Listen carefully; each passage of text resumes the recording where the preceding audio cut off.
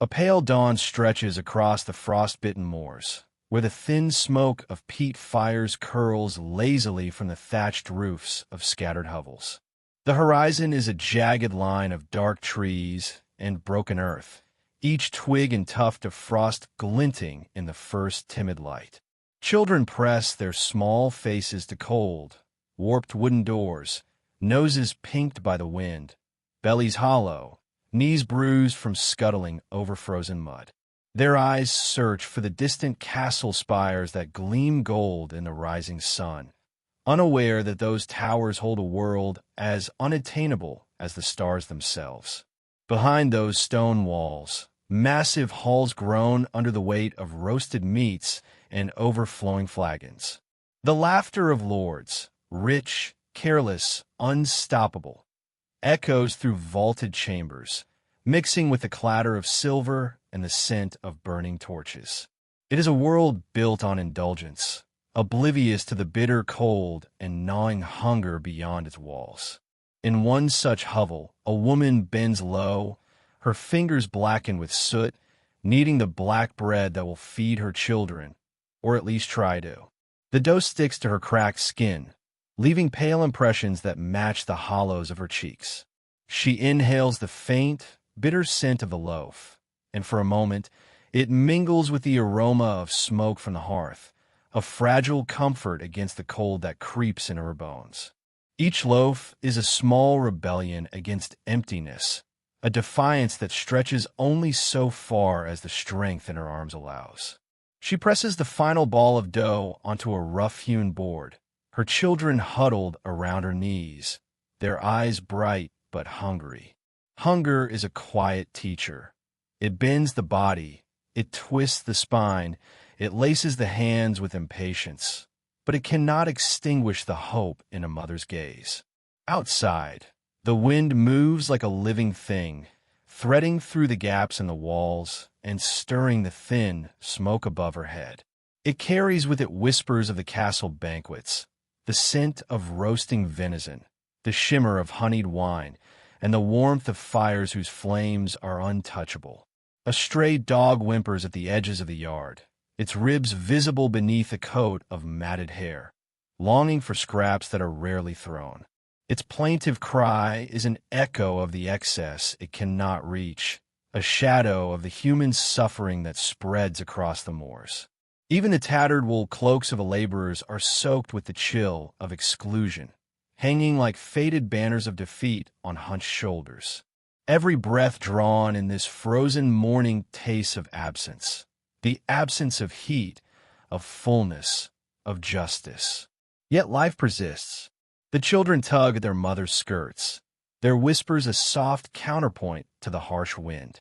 Bread soon, one asks, voice trembling. She smiles, though it does not reach her eyes, and nods. Her thoughts drift for a heartbeat to the castle, to the glittering halls, to the lords who sit so heavily in their chairs that their laughter shakes the beams. She imagines the golden flagons, brimming with wine, the carved meats that drip with fat, the servants' faces blurred behind silver platters. And she knows with a sinking clarity that this world, so close and yet untouchable, is sustained by the very hands that need, that toil, that hunger quietly behind its walls. The moors stretch endlessly, gray and frozen, a landscape of muted despair. Footsteps crackle over frost-hardened grass as villagers emerge to begin the day. Each movement carries weight. The pulling of water from frozen wells, the chopping of wood for the hearth, the careful tending of animals that seem as weary as their masters. They speak little, for sound carries across the open expanse, and silence is both a shield and a companion. The children scatter briefly to chase a rabbit or collect a handful of frozen moss, but the momentary joy is swallowed by the vast emptiness around them. The castle, distant and imperious, remains a constant reminder of disparity, its towers piercing the sky like the fingers of gods indifferent to mortal suffering. Inside the hovels, time moves with a different rhythm. Meals are measured not by hunger alone, but by the endurance of cold and fatigue. Every bite of bread is savored with an intensity born of deprivation, a fleeting victory against the gnawing void in the stomach. The woman's hands work ceaselessly, shaping dough, mending rags, coaxing warmth from stone floors and smoky hearths. Her eyes meet those of her children, searching for the spark of recognition, the silent acknowledgement of survival. Hunger teaches patience, teaches cunning, teaches the quiet endurance of spirit, yet also teaches despair. The longing for what exists only beyond walls becomes a constant ache, a shadow that stretches with the sun and lingers after it sets. The wind gathers strength as morning progresses, whipping through the moorlands with a bitter insistence. Smoke from distant hearths twists into serpentine patterns, blurring the line between the living and the invisible, between warmth and the ever-present cold. Sounds carry further here. The tolling of a distant bell, the clatter of hooves on frozen paths, the sharp laughter of a lordhood unbothered by frost or hunger. Each sound is a reminder of the world's indifference, of the gulf between those who live in plenitude and those whose very survival is a daily negotiation with despair. The children press closer to their mother, hands cold, faces pale. She sets the loaves before them, and for a moment, the world narrows to the warmth of their small hands, the careful tearing of bread, the quiet murmurs of thanks. Outside, a raven circles above the moor, black against the silver sky, a harbinger of the toil yet to come. Every life here is tethered to the land, to its harsh rules, to the fragile hope that another day might bend the unyielding order. The castle, so distant yet so present, watches like a sentinel of inequality, its spires glinting with a light that is not meant for these children, these mothers, these laborers. As the sun rises higher, a faint glimmer of heat touches the cold faces, softening the frost just enough to remind them of the coming day. Yet even in this moment, the disparity persists. The scent of honeyed wine drifts faintly on the wind, teasing nostrils and memories alike, reminding every villager that abundance exists, but only as a story told from beyond the walls. Each breath, each glance at the spires, reinforces the silent contract of survival. Those who labor will endure hunger. Those who feast will endure nothing. And still, life persists, stubborn and fragile, carried forward by the will to endure, by the whispered promises of warmth, by the faint hope that the day might bend in some small, impossible way. The woman straightens at last, hands red and aching, and looks across the yard at the distant spires. In their gleam, she sees more than wealth. She sees the measure of inequality, the shadow of what her children will never know. And yet, in that same glance, there is defiance, a silent vow that even in the absence of abundance, life will persist. She gathers the children, and they step into the gray morning, the frost crunching beneath their boots, the wind tugging at cloaks that are too thin, too worn. Each step is a journey across a landscape that knows neither mercy nor indulgence, yet is alive with the pulse of survival. A pale haze softens the horizon now, light spilling like molten silver over frozen earth. The smell of smoke mingles with the faint sweetness of a distant orchard, a whisper of life beyond hardship. And in that fragile dawn, there is both despair and resilience. The invisible gulf between abundance and want, the silent, gnawing presence of those who sustain grandeur yet remain unseen, and the quiet hope that, one day, the world might tilt ever so slightly in favor of those who labor unseen, whose lives, though fragile, are filled with unyielding endurance. The moor holds its breath as the sun climbs, and the castle, distant and indifferent, glimmers in the light. Somewhere within those walls, the lords will feast. Somewhere beyond the frost, a mother will feed her children.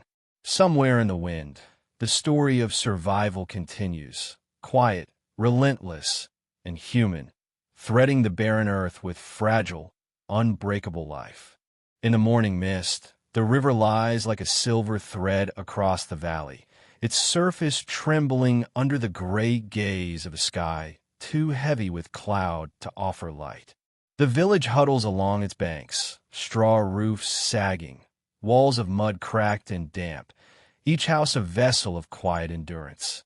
Water trickles through ruts in the earth, carrying the scent of rotting leaves, of tilled soil left to the mercy of frost, and of the labor that shapes the day before dawn has even broken.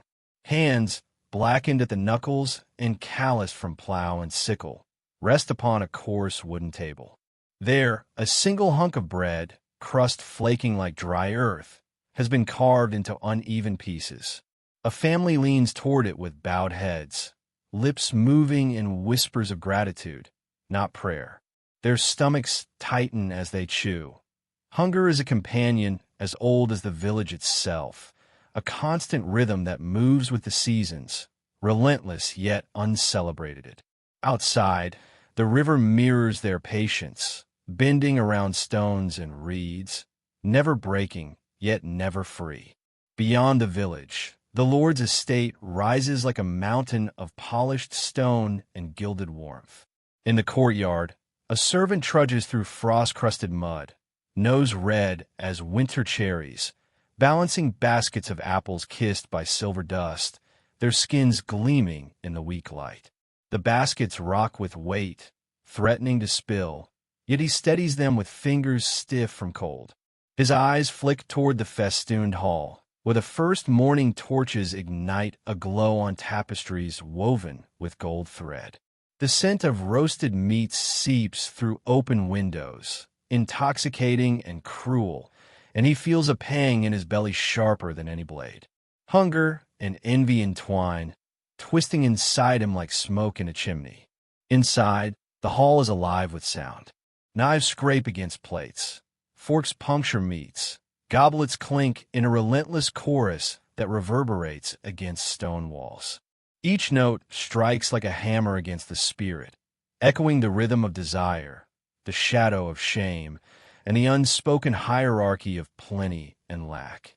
Laughter rings, warm and careless, bouncing off the banners and chandeliers, while outside, the wind pushes at a half-broken wheelbarrow, its loose spokes rattling a warning no one hears. It sings a song of neglected labor, of things left undone, of the small tragedies of survival that go unnoticed beneath the grandeur of wealth. Smoke rises from countless hearths, drifting upward into the gray sky, mingling with the cries of geese and the damp, loamy scent of earth. Each swirl carries a story. The laborer's back bent over frozen fields, the servant's hurried footsteps on flagstone, the cook's arms blackened with soot, and the firelight that kisses the walls of a hall too opulent to notice the labor that feeds it. Every discarded marrow bone, every wine-stained cloth, every empty bowl left by a guest unaware of its human cost becomes a silent testament. Invisible hands leave traces, the echoes of lives that are both the foundation and the shadow of the abundance above. In the village, children press their small palms against the cold glass of windows, watching the glittering world of the manor. Their breath fogs the pain, little clouds that fade as quickly as they appear. Eyes wide, hearts tight with unspoken sorrow, they witness abundance they cannot touch, a feast that feels like a distant planet. Their stomachs twist, nodding with a hunger not just of food but of justice, of presence, of being seen in a world that forgets them. Yet there is also a quiet ritual in their watching, a shared communion with the earth and the air, a way of being bound to the land that no banquet, no gilded hall could ever sever.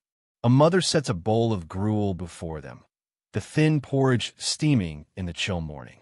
Her hands tremble as she places it on the table, not from weakness, but from a knowledge of insufficiency. She watches them eat, not as a joy, but as a necessity, a ceremony of survival performed daily in silence. Each spoonful is a tiny victory, a small act of love against the indifferent weight of winter, of lordship, of hunger that refuses to be reasoned with. The children's eyes, bright and hungry, flick toward the door, toward the river, toward the sky. Dreams of flight, of plenty, of warmth, are tucked beneath their ribs, fragile as the thin bread crust that feeds them. The servant, balancing his baskets, pauses for a moment on the icy stones. The sun, if it will rise today, will be a pale witness to both worlds, one of abundance, one of struggle. His gaze flicks downward to the mud-spattered hem of his tunic, to the bruised fingers that clutch the baskets. He feels the weight of labor, the dignity of endurance, and the quiet resentment that simmers beneath his obedience. Every step he takes is both subservience and survival, a delicate negotiation with fate that could crumble with a single misstep. Above the manor, the tapestries shimmer as morning light stretches across the stone. Golden threads catch the eye, depicting heroes long dead, victories long celebrated, battles that seem to exist only in memory. Inside, nobles sip wine, their conversation a river of politeness that flows over the bones of the unseen. Outside, the wind carries a different story, a story of grit, of frostbitten fingers, of silent prayers offered to the earth rather than to gods or kings. Here, in this intersection of worlds, the fragility of life is laid bare, and the persistence of hope becomes the only warmth that matters. A dog barks somewhere in the village, its sound ricocheting off the frozen walls of mud and straw. A woman bends to tie her child's worn shoes, whispering comfort into the cold air. The river carries another leaf, another fragment of time, toward the gray horizon. Smoke curls lazily from chimneys, mingling with the geese's cries and the chill that seeps into every corner of human endeavor. And in the manor, a spoonful of porridge, a basket of apples, a goblet of wine, each of these holds a story unseen, a labor unnoticed, a life uncelebrated. The divide between hunger and plenty is not marked by stones or walls, but by the invisible weight of human endurance and the quiet persistence of those who rise each day to meet it. The children press once more against the window, and in their eyes is a reflection not only of the banquet, but of possibility. They see hunger, yes, but also resilience. They see injustice, yes, but also the stubborn, unyielding pulse of life in the mud, the river, the smoke, the cold. Their small hands, pressed against the glass, are a testament to survival, to a future not yet written, to a world where the wheelbarrow might be mended, the hearth might be generous, and the bread might be shared in abundance. The wind rattles the wheelbarrow's broken spokes again, a whispered promise or a warning. No one can say, but life persists. It always persists in shadowed corners, in frostbitten fields, in quiet hands that carve bread from crust, in eyes that dream beyond what is, toward what might be. A candle guttered in the cold stone room, its trembling light casting long, uncertain shadows across walls streaked with smoke and the slow erosion of time. The flame quivered against the draft seeping through the narrow window, flickering like a hesitant heartbeat, as if it too feared to endure the chill that crept along the corners of the room.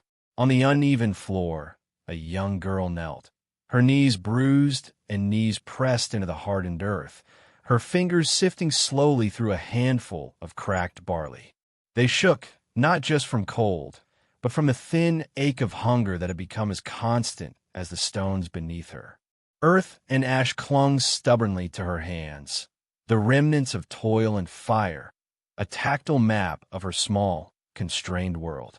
Through the latticed window, the spires of the Lord's hall rose, glinting pale gold even beneath the oppressive gray of morning clouds.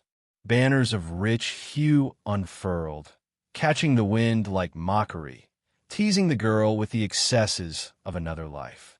From below, the kitchen sent up waves of indulgence, roasting meat mingled with cinnamon and wine, a scent that curled into the air like smoke in a dream, teasing, unattainable. Her stomach tightened at the fragrant richness, a pang that mirrored the hollow rhythm of her pulse. Each inhalation carried both awe and despair, the bittersweet ache of witnessing abundance from which she was barred.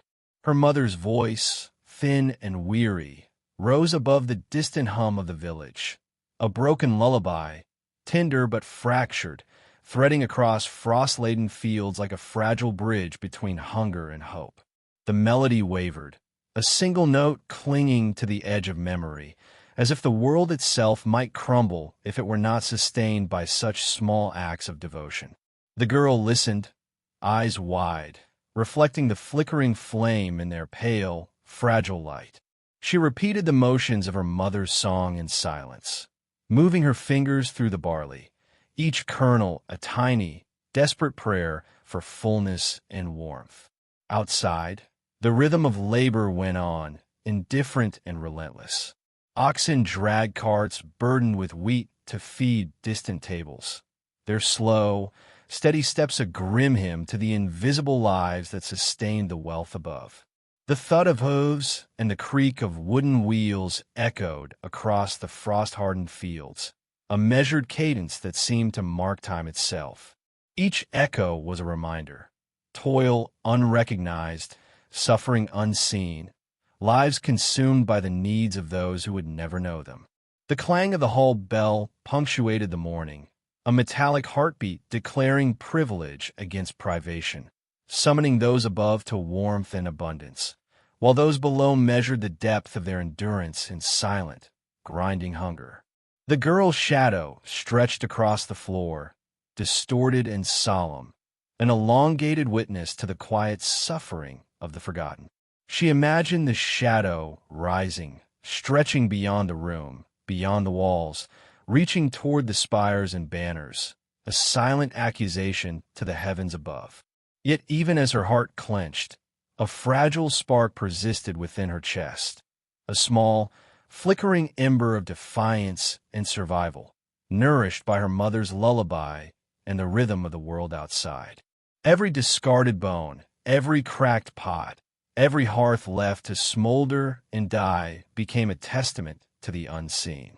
They were markers of lives that existed only to feed others, sacrifices buried in smoke and ash in the cold, unyielding stone. The girl's mind wandered to the fields, to the hands of those who bent low over the soil, fingers breaking the frozen ground to plant life that would never be theirs. She imagined the secret triumphs hidden in the furrows, the quiet satisfaction of a row plowed straight, a seed buried deep. Yet even these small victories were ephemeral, swallowed by the needs of distant tables and invisible masters. The wind carried the scent of damp earth and iron, a reminder that life persisted even when unacknowledged, that endurance itself was a form of quiet rebellion. Her mother moved behind her, crouching low to check the barley, murmuring fragments of prayers and wishes. The soft scrape of her sleeve against the stone was a whisper of persistence, a sound that seemed to steady the girl's trembling fingers. One day, her mother whispered, though the words were as fragile as the frost on the window, "One day, we will taste more than what is given grudgingly." The promise lingered in the air, unformed but potent, a seed planted in the marrow of the girl's longing.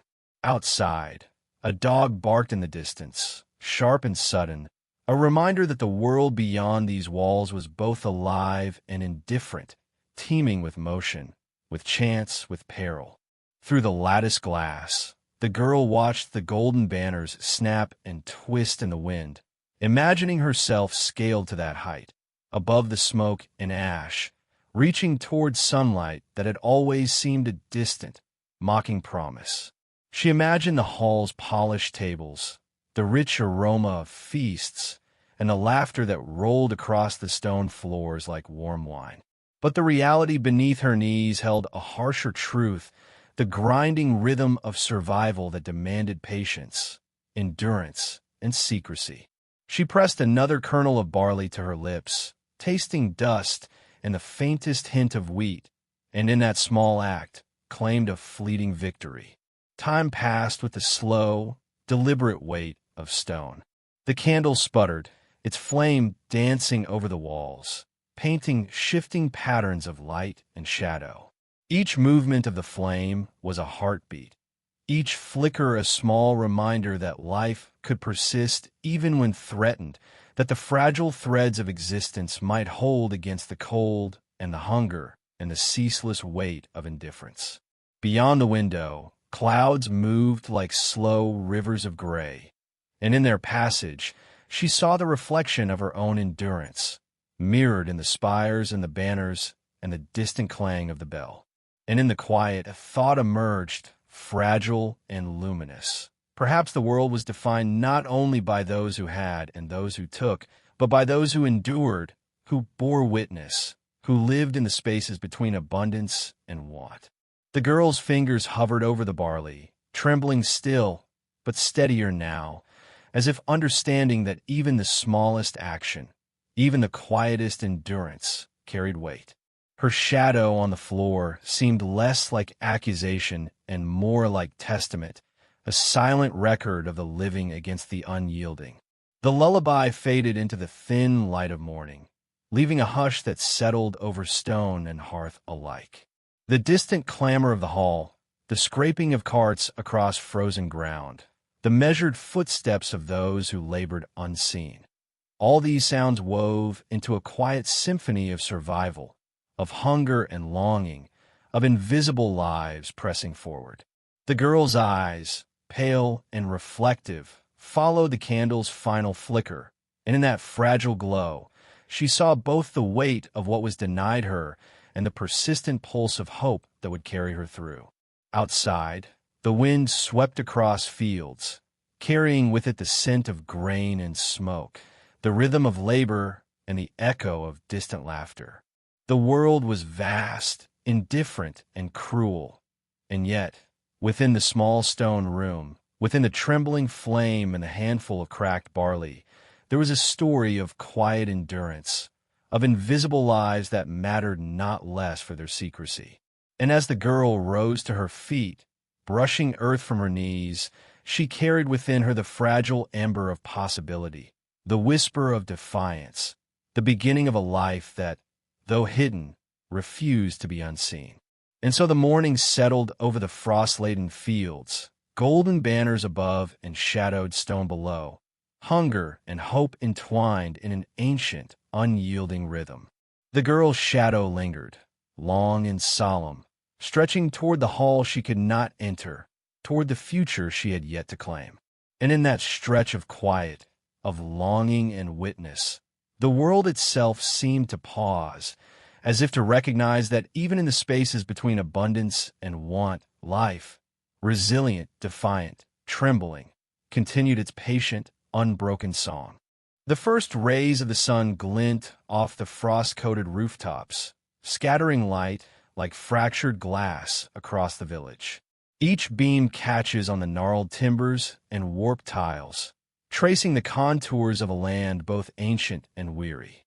In a low, smoke-darkened cottage, an old man kneels over a rough-hewn table, his hands wiry and scarred, pressing dough into irregular loaves.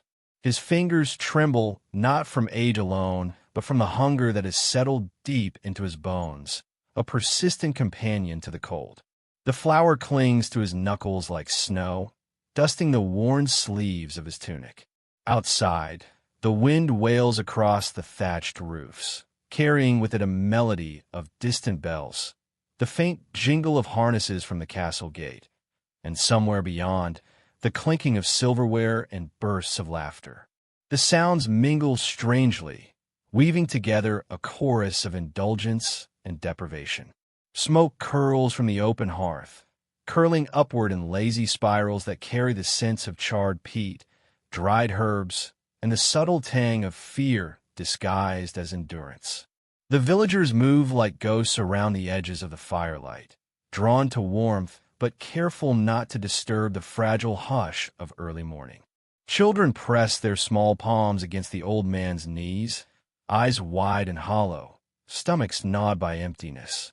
They listen in rapt silence as he whispers of knights in shining armor and kings with iron wills, his voice low and tremulous, threads of fantasy stitched over the rawness of reality. Each story is a small reprieve from gnawing hunger, a borrowed moment of wonder in a world that demands work, obedience, and quiet endurance. Above them, in the hall of stone and gilded candelabras, the Lord's feast. The air is thick with the sweet smoke of roasted fowl, rich oils pooling beneath their golden knives, the tang of wine cutting through the musty chill. Every morsel consumed, there is a phantom in the cottages below, a ghost that haunts the dreams of laborers. The old man knows this hunger too intimately, the hollow ache that travels from stomach to throat, leaving a dry bitterness in the mouth. And yet, there is rhythm in the deprivation, a slow, unbroken heartbeat beneath the spectacle of wealth. It is a rhythm that has taught him to see life in fragments. A sparrow perched on the windowsill, a crumb scavenged from the floor, the faint warmth of the sun creeping across the frost. He pauses, wiping flour from his hands onto the frayed hem of his tunic, and watches the sparrow. It pecks cautiously at a stray fragment of bread, alert to the threat of shadows. In its simple persistence, the bird embodies survival in its purest form, a quiet defiance in the face of scarcity. Perhaps the children sense it too, for they shift closer, silent witnesses to this small miracle. Around them, the village exhales a collective breath of endurance. The wind rustles through the skeletal branches of the orchard trees, and the cottages, blackened and bent, lean toward one another as if seeking solace in proximity. The villagers' lives are measured in cycles of labor and fleeting relief. Women grind grain with slow, patient rhythm, the stone wheels groaning under their weight. Men trudge through muddy fields, backs bowed beneath the burden of what little yield the frost will allow. And all the while, the lords above feast and revel, blind to the quiet heroism that unfolds below. The disparity is stark, yet no resentment passes lips unsharpened by caution. Survival demands vigilance and the soft-footed navigation of hierarchy. Even hope is cautious here, a fragile thing that hides behind hearth smoke and the shimmer of frost on the rooftops. The old man resumes his work, pressing the dough into loaves that are small and uneven but solid. He listens for the faintest sounds, the clatter of a dropped spoon from above, the muffled cry of a child who dreams of a full belly, the whisper of wind across the frost. Each sound is a signal, a heartbeat in a world governed by contrast, plenty and want, warmth and chill, laughter and silence. A candle flickers in the hall above, casting long shadows down the stairwell, and for a moment, the village holds its breath, caught in the sway between abundance and austerity. A woman enters the cottage quietly, her hands carrying water from the frozen well. She pauses, letting the chill seep through her fingers, and regards the children, their eyes reflecting the dim firelight. Her lips move silently in a prayer, a ritual half-prayer, half-wish, hoping for mercy in a world that offers little. The children huddle closer to the fire, drawn to the warmth and the stories that spin around them like invisible threads. They do not speak, not out of fear, but because speech would break the fragile spell that holds despair at bay. The old man catches the briefest glance from them, and in that moment, something passes silently, a promise of continuity, a tether to hope, however slight. The village smells of wet earth, smoke, and salt. Salt from tears never shed aloud, from sweat and frost and the invisible weight of toil. Every morning brings the same struggle, yet in it lies a subtle beauty, the persistence of life where it should not endure, the laughter that slips through cracks of suffering, the stories that become shields against hunger. The old man lifts a loaf, feeling its rough warmth, and imagines it feeding not just the body but the spirit. In these small gestures, life asserts itself against the grand theater of the castle above. There is resistance in survival, in the gentle acts of care and endurance.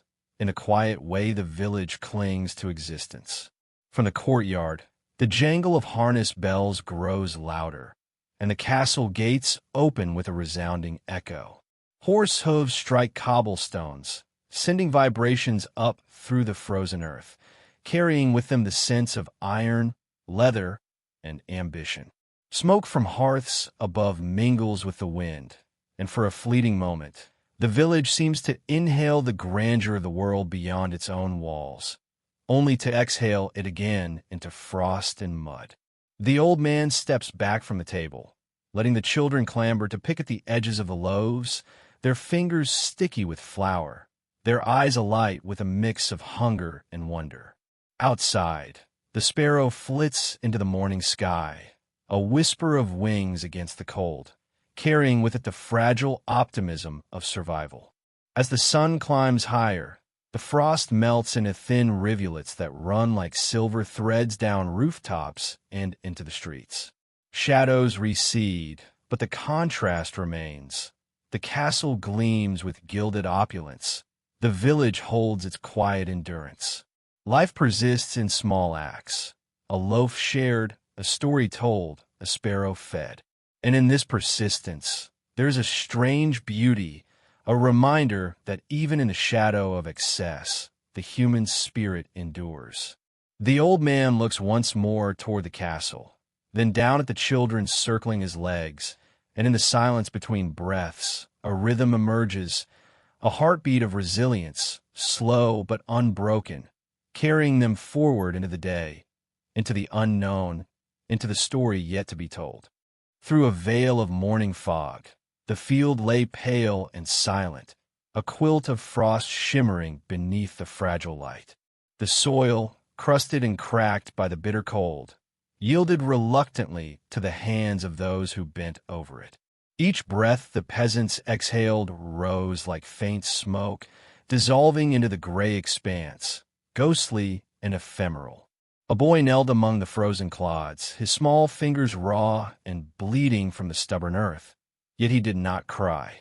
He lifted a chunk of soil with a determination beyond his years, as if each handful might weigh less if carried with purpose.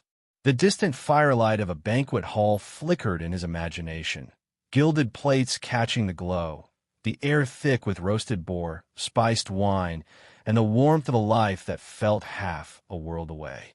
The echoes of armored boots clattered across polished stone floors in his mind, each step reverberating like a drumbeat against the fragile quiet of his world. Brass cauldrons hissed and gurgled in imagined kitchens, and the boy pictured invisible ropes and ladders shifting beneath opulent tables, unseen but essential to the theater of abundance. He imagined the heat, the smell of charred fat and rising bread, the silver of wine poured and swirled, a tantalizing dance he could sense but never touch. The contrast gnawed at him, bitter as the winter wind that cut across the field. A mother, stooped beneath her threadbare cloak, tightened its frayed edges against the cold, the fabric thin but stubborn as her will. Her ears caught the distant tolling of bells from the village steeple, each note a reminder of what lay just out of reach. Feast for some, scarcity for others. She glanced at the boy, whose eyes were already searching beyond the frost, seeking warmth and plenty in a world that offered neither freely. The wind carried through the reeds, whispering of abundance and opulence, of tables laid with more than a single family could ever consume, mocking and mesmerizing all at once. The peasants' offerings were smaller, quieter, an egg tucked into a pouch, a root dug from frozen soil, a fish shared in hushed conspiracy. Each act, humble and fleeting, became a silent defiance, a gesture against the invisible hierarchy that governed their lives with iron and indulgence alike. The frost began to yield as the fog thinned, revealing rooftops glinting silver and smoke curling lazily from humble chimneys. Each wisp was a quiet testament to endurance, the stubborn survival of hands that tilled, cooked, and repaired in near invisibility. The boy paused, letting his hands rest against the cold earth. And for a moment he allowed himself to imagine stepping across the threshold of that distant hall, to touch the warmth of its fires and taste the richness of its feasts. Yet even in his imagination, he felt the weight of the walls, the eyes watching, the strict separation of worlds. Hunger and longing sharpened his senses. He could almost feel the heat of the kitchen flames on his cheeks, the tang of roasted meat on his tongue, but was fleeting, a mirage in the gray morning. Around him, life persisted. A woman in a nearby hut stirred the coals of a hearth with careful precision, coaxing sparks to life as if in prayer. The children, barefoot and bright-eyed, chased one another through frozen mud, their laughter a fragile echo against the relentless cold. Each tiny footstep left a print in the frost, a mark of existence in a world that demanded labor in exchange for survival. The boy rose to his feet, the bleeding on his fingers stinging like fire, yet he did not falter. He carried the earth toward the furrows, each step a ritual, a rhythm of resilience, a quiet testament to what was endured daily, unseen but unbroken. Inside the halls, the imagined aroma of roasted boar gave way to the subtle intricacies of ritual and performance. Servants moved with silent precision, their hands trained in the choreography of hospitality, their bodies bending to invisible orders. The golden sheen of plates reflected the faces of those who sat above, oblivious to the frost-bitten hands that fed their comfort. The boy felt a pang of longing mixed with indignation, an awareness of the gulf that had existed for centuries, wider than the fields, taller than the stone towers.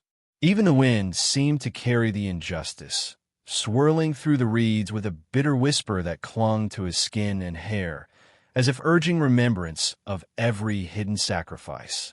He knelt once more, pressing a handful of earth into the furrow, feeling its cold grit crumble between his fingers. His mother watched him silently, her eyes a mirror of generations that had bent to the soil, harvested what they could, and given thanks for scraps deemed enough by others. A crow cawed in the distance, its black wings cutting through the mist like a shadowed blade, a reminder of the small but persistent dangers that threaded through their existence. Hunger, disease, the whims of lords, and the harshness of frost. Yet within this austere world, small victories emerged. The warmth of a shared meal, the whisper of song through the reeds, the stubbornness of hands that refused to yield entirely to despair. The fog lifted further, revealing the village in faint relief, rooftops glazed with frost, chimneys exhaling smoke like sighs of resilience. The boy lingered, his gaze catching the faint glow of embers in distant windows, imagining the hands inside stirring pots, ladling soup, setting bread to rise. The world seemed suspended between hunger and plenty, silence and song, labor and indulgence. Each breath, each clod of earth turned, carried weight far beyond its measure, a ledger of survival that no feast could repay. And then, as the sun crested over the horizon, the light touched the frost with a hesitant gold, and the boy felt a tremor of hope. Perhaps it was in the turning of the soil, in the gathering of small gifts, in the quiet communion of shared suffering, that life persisted most defiantly. Perhaps in these unnoticed acts, the village whispered back to the Hall of Plenty, staking its claim not through silver or gold, but through endurance, through presence, through the stubborn insistence of humanity. The wind shifted, scattering reeds and frost, carrying with it a distant echo of laughter and the soft clatter of hooves on cobblestone. Somewhere, a bell tolled again, an ancient, mournful note that bridged the two worlds. The boy's hands, raw but resolute, pressed once more into the earth, and for the first time, he imagined not merely what was lacking, but what could endure beyond scarcity. The smoke from chimneys rose in thin spirals against the clearing sky, and the village breathed as one, quiet, unyielding, alive. A subtle promise lingered in the air, that life, even in its humblest forms, carried its own unspoken feast. The boy straightened, frost still clinging to his hair and sleeves, and turned toward the distant barn, toward the fields that demanded his labor, toward the hearths that offered warmth.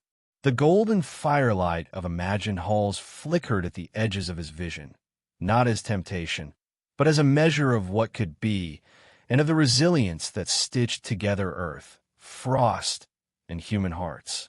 Beneath the skeletal arms of winter trees, the woman moved like a shadow stitched to the earth. Each step sank into the frost-crusted mud, the brittle soil cracking beneath her worn boots, whispering tales of winters endured and crops that had failed. Her fingers, stiff and pale, clutched the rough rim of the basket, its woven body bowing under the weight of cabbage leaves that were neither lush nor tender, but pale and bitter with frost. She wrapped her thin cloak tighter around her shoulders, the coarse wool scratching her neck, but it was no defense against the sharp bite of morning air. Her breath rose in quick, white puffs, a soft rhythm against the hush of the frost-laden woods, each exhalation visible as it dissolved into the cold. Behind her, her children followed, small shadows pressed to her skirts. Their faces were red-rimmed and pinched, pressed into woolen cloth, hair tangled and damp with frozen mist. Eyes wide, they watched her every movement, seeking reassurance in the rhythm of her walk, the persistence of her trudging, the promise that she carried something more than the chill. The winter trees stretched tall, their branches like skeletal fingers against the pale gray sky, casting long shadows that slanted and twisted with the morning light. A crow wheeled overhead, the black of its wings a stark contrast against the fog, its call a single note cutting through the silence, as though mocking the feeble endurance of those beneath it. Through the mist, the feast hall emerged, a beacon of warmth and indulgence, shimmering gold and crimson in the haze. Its banners, tattered yet proud, snapped in the weak wind, each fluttering a small triumph over the cold. Horns sounded, deep and sonorous, rolling across the frozen fields, announcing abundance to those who had not walked the miles of mud, of frost, of bitter labor. The aroma of roasting meat seeped through the morning air, slicing cleanly through the chill and reaching her children's noses, igniting hunger sharper than the wind. She felt the weight of it like a physical blow, the smell of fat and flame and wine a reminder of everything that had been taken, everything that would not be theirs. Inside, the hall throbbed with a rhythm of indulgence. Goblets clinked, spilling wine like molten amber onto polished oak, their reflections dancing across the faces of lords and ladies. Murmurs mingled with laughter, a melody composed of ease, of excess, of the careless consumption of what so many others endured to cultivate. A young squire leaned too close to a blazing hearth, his sleeve brushing the velvet of a noblewoman's dress, his eyes bright with desire and cunning. Each movement inside was a silent indictment to those outside. Their sweat, their trembling hands, their gnawing hunger were invisible, uncounted, irrelevant to this gilded space. The woman's children shivered, small bodies bent against her warmth, their bare wrists and noses flushed with cold. Her lips pressed into a thin line, taste of iron and earth clinging to her mouth as she scanned the path ahead. Frost cracked beneath her steps, a quiet percussion to the rhythm of survival, of hunger, of ceaseless toil. She recalled the previous day's meal, a thin gruel, salted barely enough to mask the bitterness of dried roots, shared in silence, the children too polite, too hungry, too accustomed to absence to complain. Even the cabbage leaves in her basket carried the memory of past scarcity, a ghostly flavor of meals half forgotten, of bodies weakened under the slow weight of deprivation. She glanced up, seeing again the distant glow of the hall. Smoke coiled from its chimneys, mingling with morning mist, a thin ribbon of prosperity. The sound of revelry traveled faintly, yet clearly, across the frozen fields. The laughter of men who had never felt hunger claw at their bellies, who had never known the cold to bite through every layer of cloth, to settle in the marrow. And yet this sound, this vibrancy, drew her onward. She moved with quiet determination, the children clinging like small talismans of hope. Every step was a testament to endurance, to the unspoken covenant between mother and child, between those who labor in silence and those who bask in visibility. A fox darted from the edge of the wood, its fur a flash of rust against white, and vanished as quickly as it appeared. The woman's heart clenched, a brief acknowledgment of life in the wilderness, untamed and raw. She, too, belonged to this wilderness, though the hall promised a different reality. Warmth, wine, laughter, the soft brush of fine fabrics against skin. The disparity between the two worlds. A mother trudging through frost and mud, a hall brimming with warmth and abundance, was a constant ache, a reminder of the threads that tied the suffering of many to the comfort of few. She adjusted the basket on her hip, the cabbage leaves sliding slightly, making a dry rustle that seemed louder than any horn, louder than any clink of goblets inside. Her children's eyes reflected the flickering light in the distance, wide and reverent, yet tinged with longing. The hall promised warmth, but not them.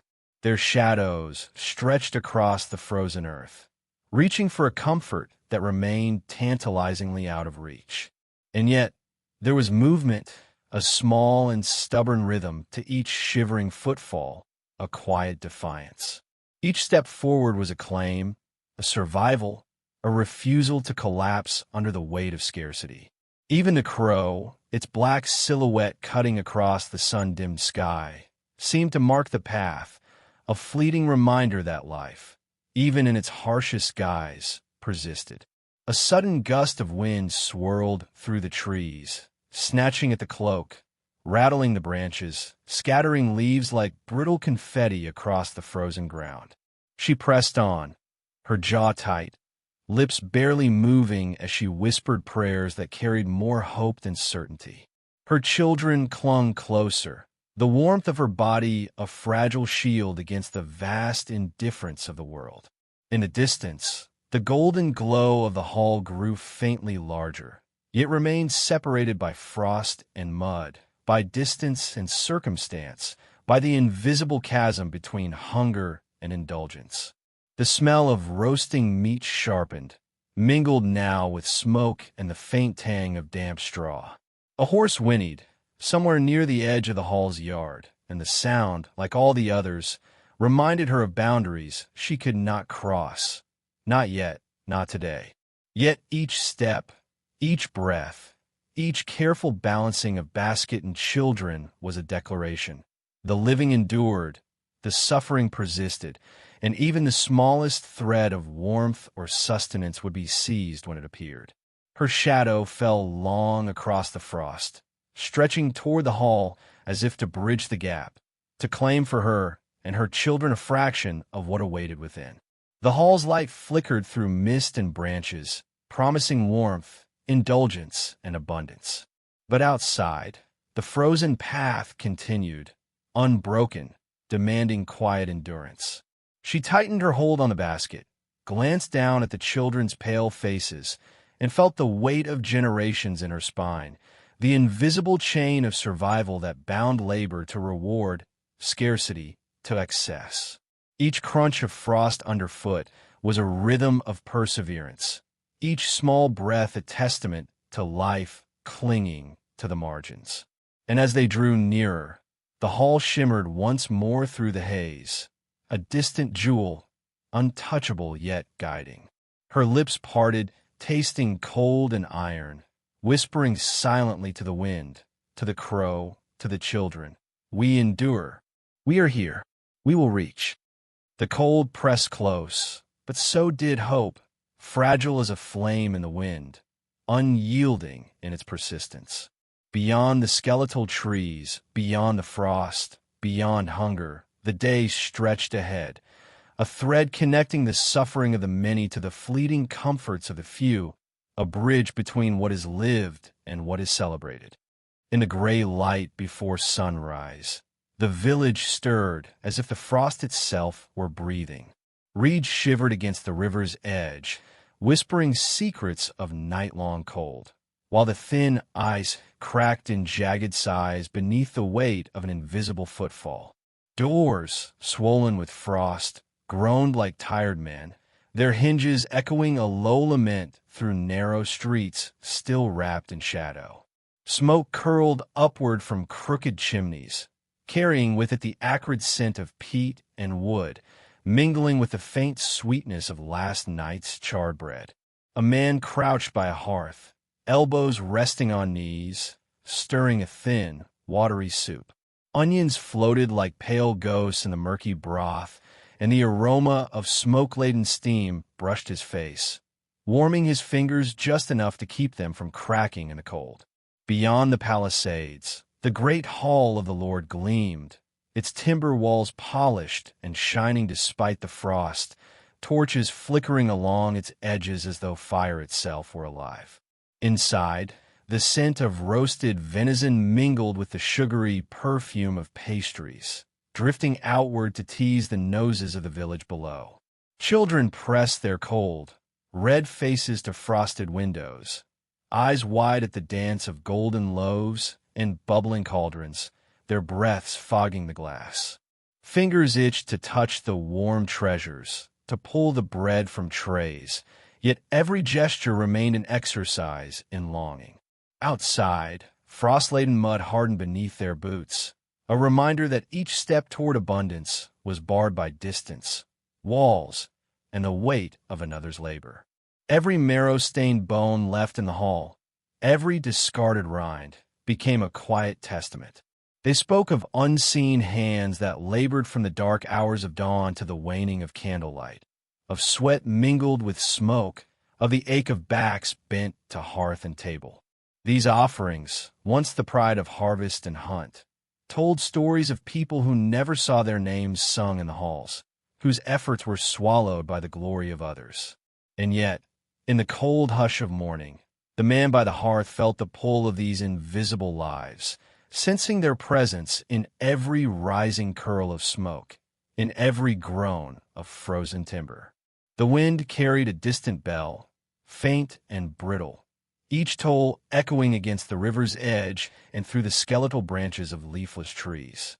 Each note was a shard of memory, a heartbeat of the village, a record of laughter and mourning, of hands held and released, of names that would vanish yet linger in the rhythm of daily toil. The man drew his threadbare blanket tighter around his shoulders. His fingers, red and stiff, clutched the wool as if it were the only tether between himself and a world that glittered beyond the palisade. The river whispered past, dragging ice and detritus in its current, and the smoke from his hearth mingled with that from a neighbor's, weaving a tapestry of warmth that seemed fragile against the breath of winter. In the kitchen of the Lord's hall, the scent of roasting venison deepened, each crackling bite a chorus of indulgence that echoed faintly into the village. Pastry layers, sugared and browned, sent rivulets of fragrant steam toward open windows, yet the doorways to these pleasures remained closed. The children watching through the frost, noses pressed to glass, shifted from one window to the next, searching for any hint of movement that might allow them a glimpse of contact, of touch. They imagined, perhaps, the crunch of crust beneath teeth, the warmth of marrow dripping from bone, the fullness of a belly without ache. And yet, as they turned back to their own hearths, they carried with them the quiet knowledge that each golden loaf had been earned in labor that their eyes could see, but their hands could never claim. Inside his home, the man stirred the soup again, listening. The hollow scrape of a chair, the sigh of a child waking, the cough of smoke curling from the hearth. All these small sounds formed a tapestry of survival, fragile yet resolute. The soup, thin and watery, smelled of onion and patience, a lifeline in a world defined by inequality of fortune. He thought of the Lord's hall, of heat and abundance, and of his own family huddled close, sharing a meal that tasted of cold and longing. Hunger sharpened his senses. It was not simply a lack of food, but a presence that focused the mind, a needle threading through the day's rhythm, reminding all who felt it that life was made of patience, endurance, and quiet witness. Outside, the river spoke its language of ice and driftwood, each scrape of frozen water against the banks a reminder that time moved despite circumstance. The wind caught the smoke from a distant hearth and carried it over rooftops, across fences, and through narrow alleyways, mingling scents of warmth with a bite of frost. In that gray light, each villager became part of a hidden story, moving silently alongside another, their lives touching indirectly through shared toil and the silent acknowledgement of scarcity. In the hall, servants moved like shadows, their hands deftly assembling platters, trimming meat, arranging loaves, each action practiced and precise. Their eyes, trained to avoid the glimmering windows that might betray longing, flicked occasionally toward the village beyond. They understood that their efforts would feed others' hunger while their own remained measured and private. Every gesture was a dance of endurance, a silent hymn to resilience, their bodies carrying the weight of labor, their minds cataloging the small victories and defeats of the day. The bell tolled again, a low, persistent rhythm threading through the village and hall alike. The sound became a heartbeat of memory, connecting the man, his children, and all who labored unseen to the same river, the same frost, the same morning. He inhaled the sharp aroma of onion and smoke, exhaled the warm breath of recognition, and felt the invisible thread tighten around his family. Hunger and glory, desire and denial, labor and reward. All these forces intertwined, binding them in a shared yet unequal experience, a cycle as old as the frost-laden river itself. As the first pale light of sunrise spread across rooftops, it caught the frost on windows, turning each crystal into a miniature flame. The village awoke fully, not with celebration, but with the quiet acceptance of daily endurance. Inside the man's home, the soup simmered gently, the children pressed close for warmth, and the hearth offered its fragile, flickering flame as a shield against cold. Beyond the palisades, the great hall's doors opened wider, and the rich smells spilled into the air, touching everything with the bittersweet ache of abundance. In that fragile, frozen morning, the invisible thread between hunger and glory pulled taut. The man, wrapped in his blanket, listened to the river's whisper, the cough of smoke, the soft sighs of his family. And in this convergence of sounds, smells, and silence, he understood the enduring truth of their world. The unseen labor, the quiet resilience, the delicate balance between deprivation and opulence were all bound together in relentless witness. The frost would melt, the loaves would be eaten, the soup would simmer, and the river would carry its ice away. Yet the memory of this morning, the cold, the longing, the unspoken stories, would remain, threading them forward into the day, into the next, into a history written in silence and survival. Beneath the skeletal arms of winter trees, the woman moved like a shadow stitched to the earth. Each step sank into the frost-crusted mud, the brittle soil cracking beneath her worn boots, whispering tales of winters endured in crops that had failed. Her fingers, stiff and pale, clutched the rough rim of the basket, its woven body bowing under the weight of cabbage leaves that were neither lush nor tender, but pale and bitter with frost. She wrapped her thin cloak tighter around her shoulders, the coarse wool scratching her neck, but it was no defense against the sharp bite of morning air. Her breath rose in quick, white puffs, a soft rhythm against the hush of the frost-laden woods, each exhalation visible as it dissolved into the cold. Behind her, her children followed, small shadows pressed to her skirts. Their faces were red-rimmed and pinched, pressed into woolen cloth, hair tangled and damp with frozen mist. Eyes wide, they watched her every movement, seeking reassurance in the rhythm of her walk, the persistence of her trudging, the promise that she carried something more than the chill. The winter trees stretched tall, their branches like skeletal fingers against the pale gray sky, casting long shadows that slanted and twisted with the morning light. A crow wheeled overhead, the black of its wings a stark contrast against the fog, its call a single note cutting through the silence, as though mocking the feeble endurance of those beneath it. Through the mist, the feast hall emerged, a beacon of warmth and indulgence, shimmering gold and crimson in the haze. Its banners, tattered yet proud, snapped in the weak wind, each fluttering a small triumph over the cold. Horns sounded, deep and sonorous, rolling across the frozen fields, announcing abundance to those who had not walked the miles of mud, of frost, of bitter labor. The aroma of roasting meat seeped through the morning air, slicing cleanly through the chill and reaching her children's noses, igniting hunger sharper than the wind.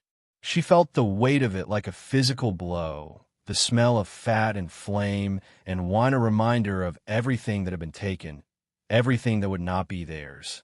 Inside, the hall throbbed with a rhythm of indulgence.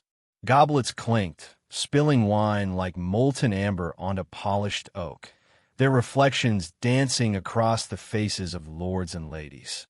Murmurs mingled with laughter, a melody composed of ease, of excess, of the careless consumption of what so many others endured to cultivate. A young squire leaned too close to a blazing hearth, his sleeve brushing the velvet of a noblewoman's dress, his eyes bright with desire and cunning. Each movement inside was a silent indictment to those outside. Their sweat, their trembling hands, their gnawing hunger were invisible, uncounted, irrelevant to this gilded space. The woman's children shivered, small bodies bent against her warmth, their bare wrists and noses flushed with cold. Her lips pressed into a thin line, taste of iron and earth clinging to her mouth as she scanned the path ahead. Frost cracked beneath her steps, a quiet percussion to the rhythm of survival, of hunger, of ceaseless toil. She recalled the previous day's meal, a thin gruel, salted barely enough to mask the bitterness of dried roots, shared in silence. The children too polite, too hungry, too accustomed to absence to complain. Even the cabbage leaves in her basket carried the memory of past scarcity, a ghostly flavor of meals half forgotten, of bodies weakened under the slow weight of deprivation. She glanced up, seeing again the distant glow of the hall.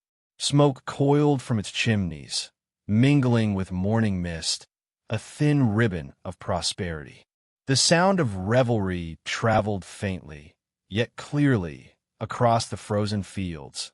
The laughter of men who had never felt hunger claw at their bellies, who had never known the cold to bite through every layer of cloth, to settle in the marrow. And yet this sound, this vibrancy, drew her onward. She moved with quiet determination, the children clinging like small talismans of hope. Every step was a testament to endurance, to the unspoken covenant between mother and child, between those who labor in silence and those who bask in visibility. A fox darted from the edge of the wood, its fur a flash of rust against white, and vanished as quickly as it appeared. The woman's heart clenched, a brief acknowledgment of life in the wilderness, untamed and raw. She, too, belonged to this wilderness, though the hall promised a different reality. Warmth, wine, laughter, the soft brush of fine fabrics against skin. The disparity between the two worlds, a mother trudging through frost and mud, a hull brimming with warmth and abundance, was a constant ache, a reminder of the threads that tied the suffering of many to the comfort of few. She adjusted the basket on her hip, the cabbage leaves sliding slightly, making a dry rustle that seemed louder than any horn, louder than any clink of goblets inside. Her children's eyes reflected the flickering light in the distance, wide and reverent, yet tinged with longing.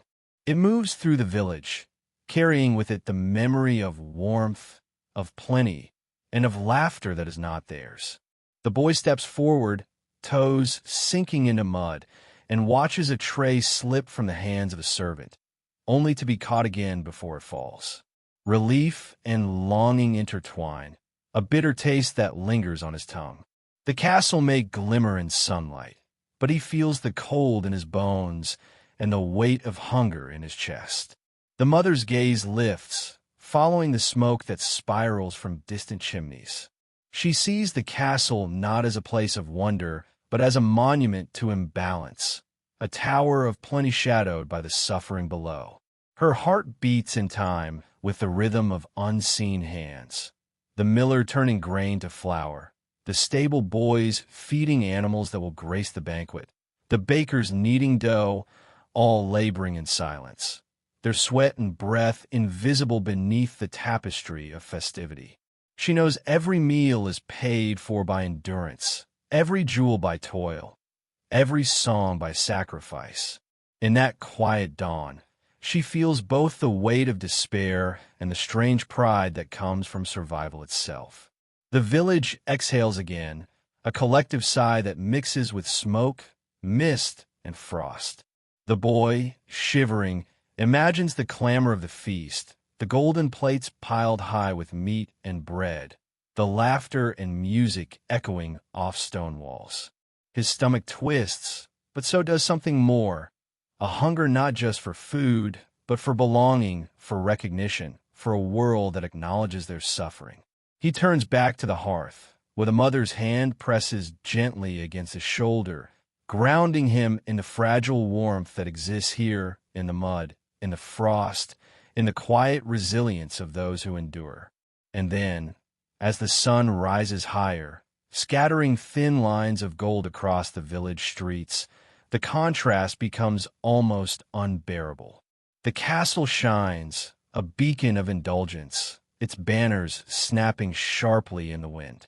Below, children run to fetch water. Men scrape the frozen fields. Women haul firewood, their movements precise, necessary, and uncelebrated. The rhythm of labor continues, silent and unbroken, each action a testament to the invisible threads that bind the worlds of plenty and want. In the stillness, the village itself seems to murmur, a quiet lament carried on the wind, a tapestry of suffering and resilience, woven invisibly beneath the glitter of gold and the music of celebration. The boy's gaze lingers on the castle, the smoke, the banners, and he feels a strange pulse of longing. The mother lifts the lad to his feet, brushing mud from his sleeves. They step outside together, the frost crunching beneath worn boots, the air biting their cheeks. For a moment, the distance between them and the glittering world above feels almost tangible, bridgeable even. And then the wind shifts, carrying the faint echo of music, the smell of roasting meat, the laughter of voices that will never call them kin. The boy shivers and looks away, the weight of survival settling back into his small frame. In that brittle dawn, the village breathes, quiet, resilient, and unbroken. Smoke curls from chimneys, frost glints on rooftops, and somewhere beyond, feasting begins. The hunger remains, the labor continues, and yet, beneath it all, a subtle hope lingers. That life, in its stubborn persistence, will carry them forward, through cold and hunger, through shadows and silence, toward the days when even the smallest hand might touch the gold, or at least survive the long journey beneath it. The air hangs heavy with tension, the murmur of the unseen, and as the day awakens fully, The village and its people remain, steadfast, witnesses to both the cruelty and the beauty of a world divided by stone, smoke, and the fragile light of dawn.